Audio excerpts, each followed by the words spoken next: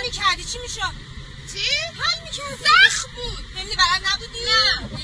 لیلا چجوری دادی؟ من از جهت استرس از اینجای سرم تا نوک پام یک رگی گرفت که من دستمو نمیتونستم تکون بدم. شروع کردم عرق سرد کردم، بدنم میلرزید و نمیتونستم، واقعا نمیتونستم تست بزنم. عملا دیگه از وسطای دفترچه اختصاصی اینجوری بودم که تموم شد، امسال من گند زدم. سلام، من لیلا شمس هستم، رتبه 97 کنکور کارشناسی. قراره از این بعد توی این کانال چهارشنبه ساعت 6 است من بشینم جلوی دوربین راجع به یکی از مهمترین دغدغه‌ها، چالش‌ها و کارهایی که شما به عنوان یک کنکوری میتونید تو سال کنکورتون انجام بدید تا مثل من بتونید رتبه 2 رقمی بشید صحبت کنم. اگر تو هم داوطلب کنکور کارشناسی یا کلا کنکوری هستی، مطمئن باش ویدیوهایی که من قراره توی این کانال بذارم به دردت میخوره، پس حتما کانال رو سابسکرایب کن. برای شروع اولین ویدیو از این سری ویدیوها رو میخوام اختصاص بدم به اینکه روز قبل کنکور و خود روز کنکور، سر جلسه کنکور و بعدش برای من چطور گذشت و در حین اینکه دارم خاطره تعریف میکنم نکته‌های مهمی که باید رعایت کنید روز قبل کنکور و سر جلسه کنکور رو هم بهتون میگم. روز قبل از کنکور کلا من درس رو گذاشتم، یعنی یه روز قبل از کنکور کلا من دیگه هیچی درس نخوندم، چشمم به کتاب نیافتاد. حالا کاری که من کردم چی بود؟ کاری که من کردم بود که با خانواده رفتم ترقب شاندیز که یک جایی مثلا ییلاقی اطراف مشهده که مثلا 20 دقیقه فاصله داره، یه رستوران رفتیم اونجا، یه نهاری خوردیم، هوا به کلم خورد و دیگه مثلا تا ساعت 4 و 5 از بیرون بودیم و کلا راجع به کنکور من با کسی صحبت نکردم. حالا توصیه من به شما چیه؟ توصیه من به شما اینه که یه کار مشابه اینطوری انجام بدید. سعی کنید ترجیحاً حتما 1-2 ساعت رو بیرون برید، اما نه یه بیرونی که دیگه واقعا مثلا از کت و کول شما رو بندازه و همه انرژیتون رو بگیره. مثلا پا نشین برید کوهنوردی یا یه کار خیلی سنگین و خطرناک بکنید. یه کاری بکنید که به طور معمول بیرون هوا به کلتون بخوره، یکم ذهنتون آروم شه و در عین حال یه کوچولو هم خسته بشید که شب خوابتون ببره، اما نه اونقدر شدید. یعنی واقعا خیلی سعی کنید میانه رو بگیرید. توصیه دوم من به شما اینه که با دوستاتون نرین بیرون، چون دوستای شما معمولا همسن شما هستن و دغدغه‌شون با شما یکیه و احتمالش خیلی کمه که شما اگه با هم میرین بیرون راجع به کنکور با هم حرف نزنید. حتما با هم حرف میزنید و امکان داره که این وسط استرس شما زیاد شه. پس ترجیحاً با جمعی برید بیرون که اصلا کلا از این فضای کنکور شما رو بندازن بیرون، جداتون کنن.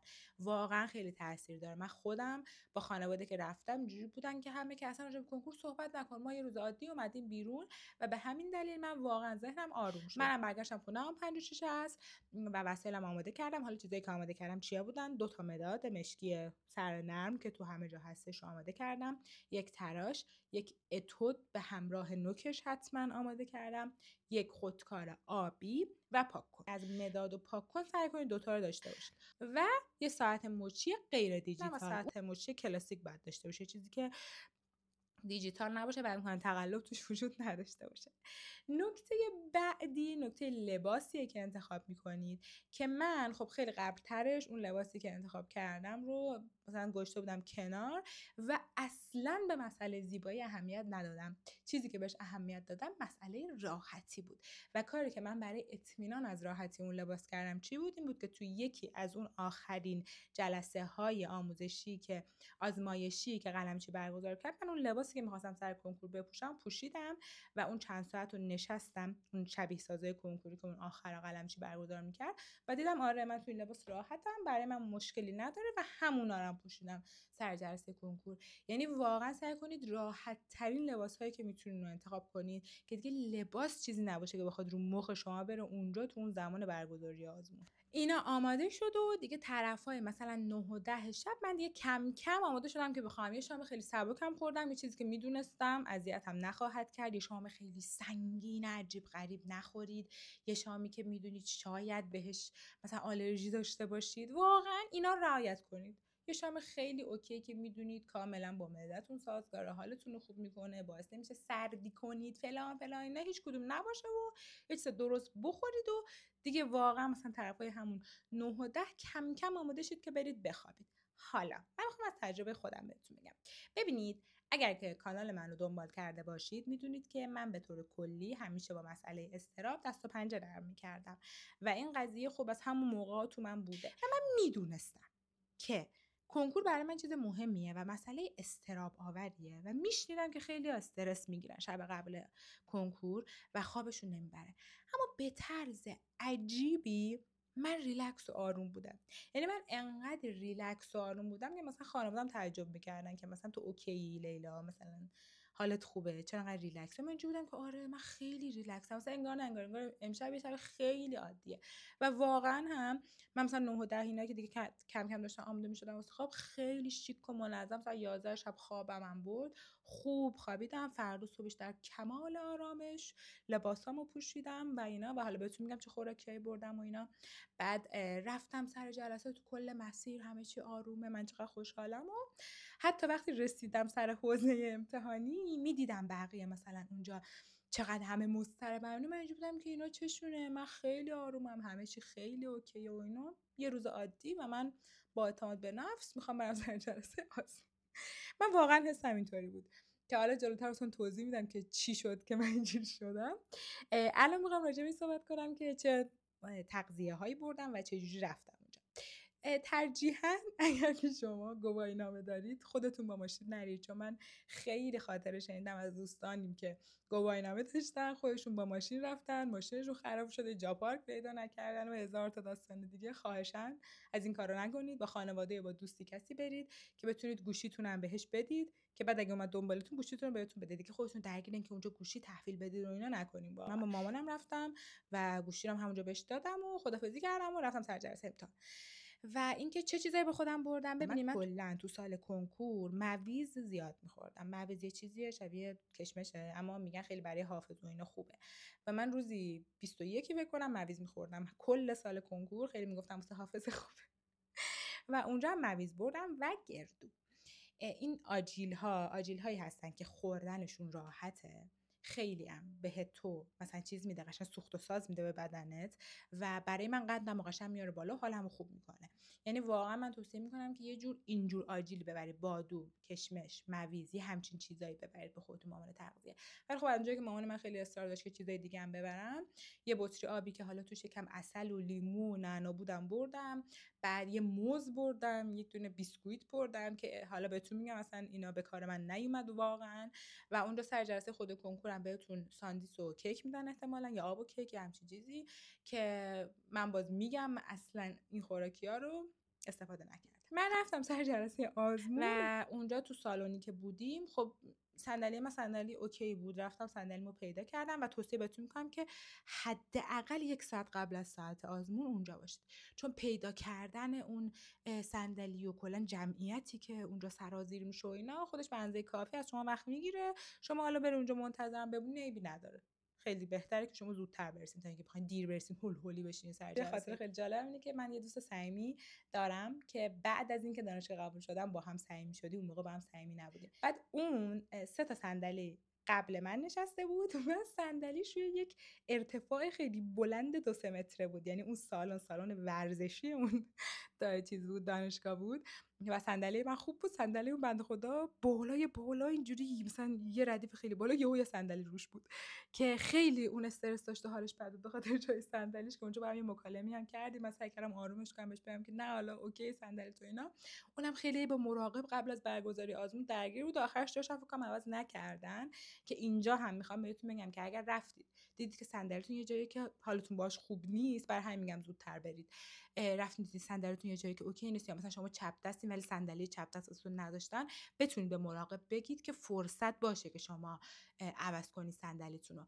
ولی اگر عوض نکردن که امکان داره عوض نکنن، واقعا سعی کنید که ریلکس باشید و دایورت کنید این قضیه رو، چون اگه شما بخواید تا آخر کلیک کنید روی مسئله، اینجوریه که یه اتفاقی دست شما نیست یک روز خیلی مهم شما رو خراب میکنه. اون زمان ما دفترچه عمومی داشتیم، یعنی اینطوری بود که ما یه دفترچه میدادن و 4 تا درس بود، که فکر کنم انگلیسی بود، دینی بود و عربی بود و فارسی، همچین چیزی بود و زمان بندی داشت و خیلی مهم بود. یعنی یکی از مهمترین چالش های اون زمان ما این بود که ما سریع تست بزنیم که بتونیم این 4 تا درس رو بزنیم که ازمون توی تایم خاصی اون دفترچه رو میگرفتن و بعد دفترچه اختصاصی میومد. حالا اینجا چون به درد شما نمیخوره، صرفا در حد خاطره میخوام واسهتون تعریف کنم چون تاثیرگذاره تو چیزهایی که میخوام بعداً بهتون بگم. من خیلی نسبت به خودم اعتماد به نفس داشتم در خصوص زبان انگلیسی، چون من از همون بچگی مثلا از راهنمایی میرفتم کلاس زبان و همیشه نمرات زبانم 20 بود و واقعا تو کنکور همیشه مثلا تو آزمایشی زبانم خیلی بالا بود و من واقعا رو زبان انگلیسی حساب کرده بودم و سیاستی هم که داشتم این بودش که هر دفترچه‌ای که بهم میدادن به خودم میگفتم اول از دروسی که میدونم توش خوبم شروع کنم که اعتماد به نفسم بره بالا، بعد برم دروس سخت‌تری که یکم توش ضعیفم و طبق همین سیاست من با زبان انگلیسی شروع کردم. من باز کردم زبان انگلیسی و دیدم سخته، سوالهای این درس سخته و اگر من پیش بینی میکردم که مثلا 60-70 بزنم زبان انگلیسی یا مثلا 70-80، داشتم میدیدم که نه، اینجوری که من دارم میزنم 30-40% هم نمیشه و از همونجا من خودم رو باختم. ببینید، یعنی میخوام بهتون بگم که من تمام استرسی که تو روزهای قبل انگار سرکوب کرده بودم یهو در آن واحد در ثانیه‌ای اومد تو وجودم. یعنی زمانی که دیدم اوضاع تحت کنترل من نیست، من دارم خیلی زیاد زمان میذارم واسه تست زدن زبان انگلیسی و خیلی داره اوضاع از کنترل من خارج میشه. و اتفاقی که افتاد این بود که من از شرایط استرس از اینجای سرم تا نوک پام یک رگی گرفت که من دستمو نمیتونستم تکون بدم. شروع کردم عرق سرد کردم، بدنم میلرزید و نمیتونستم، واقعا نمیتونستم تست بزنم. اما با این حال واقعا یه لحظه مداد رو گذاشتم زمین و چند تا نفس عمیق کشیدم و اونجا بود که تنها استفادم از خوراکیایی که به خودم آوردم کردم و 2-3 تا مویز خوردم، یکم آب خوردم و دیگه من تا آخر جلسه کنکور لب به هیچ کدوم از خوراکیایی که آورده بودم نزدم. من اون درسی که فکر می‌کردم توش قوی‌ام و خراب کردم، به تبعش بقیه درس‌ها رو خراب کردم، تایم از دستم در رفت و دفترچه رو اصلا قبل اینکه من بتونم کل تست ها رو بزنم، چه برسه به اینکه مرور کنم، از دست من کشیدن. این اتفاق که برای من افتاد زمانی که دفترچه اختصاصی اومد دستم که دیگه حالا اونجا زمان مهم نبود، من دیگه کامل روحیه‌مو باخته بودم، اون رگم همچنان گرفته بود بالای سر. دوباره توی دفترچه اختصاصی هم من همین اشتباه کردم. من خیلی روی ریاضی حساب کرده بودم چون سال کنکور خیلی زیاد من ریاضی کار میکردم و چون که حالا این باور بود که کلا داوطلبای کنکور انسانی ریاضیشون اونقدر خوب نیست و درصدای بالایی نمیزنن، اگر مثلا من نوعی ریاضی رو بالا بزنم خیلی روی ترازو رتبه‌ام تاثیر میذاره، من خیلی رو ریاضی حساب باز کرده بودم. باز این اشتباه کردم، فکر می‌کردم خیلی قویم، رفتم درس ریاضی رو انتخاب کردم برای اینکه اول بزنم و باز دوباره همون رکب رو خوردم. ریاضی سالی که ما کنکور داشتیم خیلی سخت بود، ولی حالا یه نکته جالب اینه که یادم اون زمان ما همیشه اینطوری بود، یعنی هر کسی کنکور میداد میگفت سال ما از همه سال سخت‌تر بود. حالا نمیدونم الانم همینجوری هست یا نه، ولی من واقعا میگم سال ما ریاضیش از همه سال سخت‌تر بود. یعنی مثلا من کنکور مثلا 6 سال قبلم که زده بودم ریاضی مثلا توش 80 میزدم، ولی در نهایت که رتبه مشخص شد من ریاضی 30 زده بودم و همونجا متوجه شدم که دارم خیلی گند میزنم دیگه. واقعا عملا دیگه از وسطای دفترچه اختصاصی اینجوری بودم که تموم شد امسال من گند زدم. یعنی زمانی که اینجوری بودم که بابا تموم شد دیگه لیلا، تو گند زدی، اون رگه ول کرد. یعنی یه به یه پذیرشی رسید و گفتش که خب دیگه گند زدی، حالا سال دیگه میخونی و نداره و اینا دیگه. یکم قش کردم و شلش کردم و همینجوری تستا رو زدم. حالا یه چند تا نکته این وسط بهتون بگم در کنار خاطره که بعداً حالا به دردتون بخوره. موقعی که دارین تست میزنید، از نظر من هر درسی رو که میزنید درس رو نگاه کنید، اون اول توی اون سوال ها، یعنی اون دفترچه سوال ها جواب رو بزنید، بعد یه چکش بکنید، بعد وارد پاسخنامه کنید. خیلی میگن که اون سوالایی که همونجا مطمئنی جوابش رو که همون موقع وارد پاسخنامه کن که یادت نره.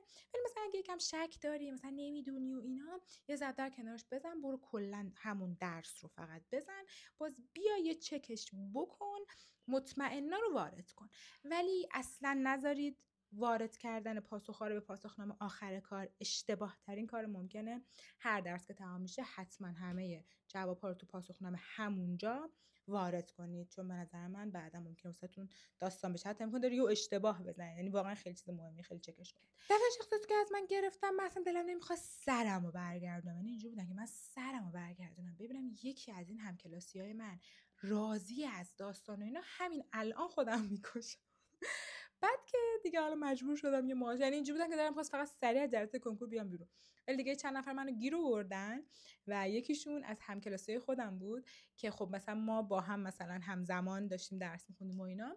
با اون که صحبت کردم گفت عالی بود، من عالی دادم و خیلی آسون بود. و تو چی؟ منم اینجوری بودم که نمیدونم، ولی بغض گلومو گرفته بود و همینجور که هی نگاه میکردم بقیه رو، همه راضی بودن، همه گفتن خوب بود، اصلا سخت نبود، آسون بود، منطقی بود، خوب دادیم. و من واقعا اینطوری بودم که من گند زدم. این بغض هی در گلوی من بزرگ و بزرگتر شد و من هیچی نمیگفتم تا اینکه دیگه از جلسه اومدیم بیرون و بعد مامان من با خواهرم و دختر خاله‌م و اینا واسه من دست گل گرفته بودن، اومده بودن جلسه سر جلسه دنبالم. من قیافه مامانم رو دیدم، زدم زیر گریه بلند ها، یعنی با صدا گریه میکردم تو بغل مامانم، که تا همین امروز اون بلند گریه کردنه و اون گلی که مامان من واسه من آورد سر جلسه خاریه تو چشم من. یعنی اینکه اون کسایی که اونجا بودن، حالا بهناز که دوست صمیمی من شد بعدم و خیلی کسای دیگه که اونجا بودن، منو به عنوان یه بچه لوس نونو رو مامانی شناختن. مخصوصا بعدش که رتبم اومد که فهمیدن رتبم خوب شده، گفتم بابا این دختره اصلا دیگه باید بندازیش تو آشغال. برای همین حالا توصیه همونجا ببینیم که اگه خیلی هم خراب کردید امتحان و کنکورتون رو، گریه نکنید توی کلاس، توی محوطه اون جلسه کنکور حداقل گریه نکنید. ولی من واقعا اون فشار بود، گریه کردم و این گریه بند نمیومد. یعنی من توی اون محوطه کنکور گریه کردم، توی ماشین گریه کردم که فیلمام هم دارم، اگه پیداش میکنم میذارم اینجا، که دارم گریه میکنم میگم گند زدم، سخت بود، ولی همه میگن آسون بود اما سخت بود به خدا فلان اینا.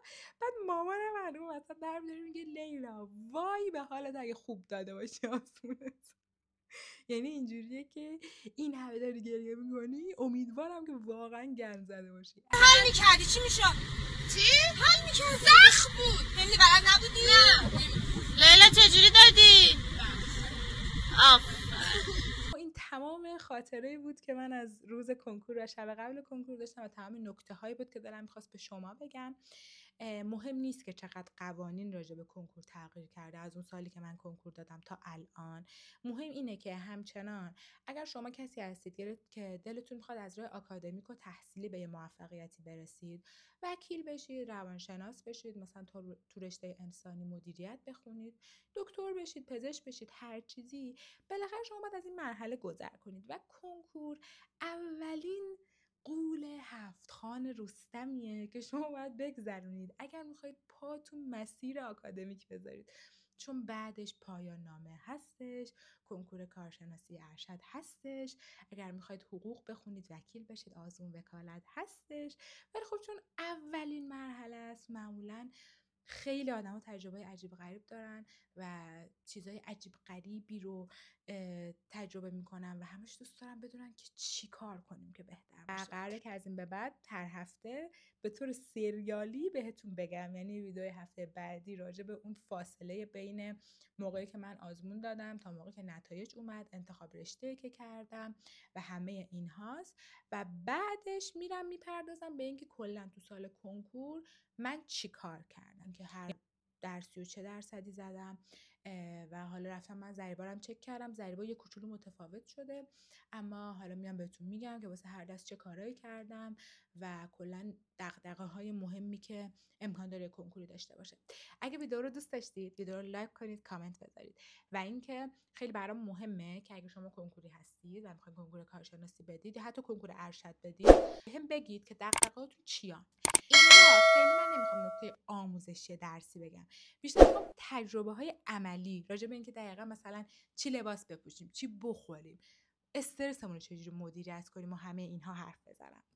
پس منتظر ویدیوهای من هر چهارشنبه ساعت 6 عصر باشید و اینکه سوال چیزی بود هم کامنت بذارید. خیلی دوستتون دارم. تو ویدیوهای بعدی میبینمتون.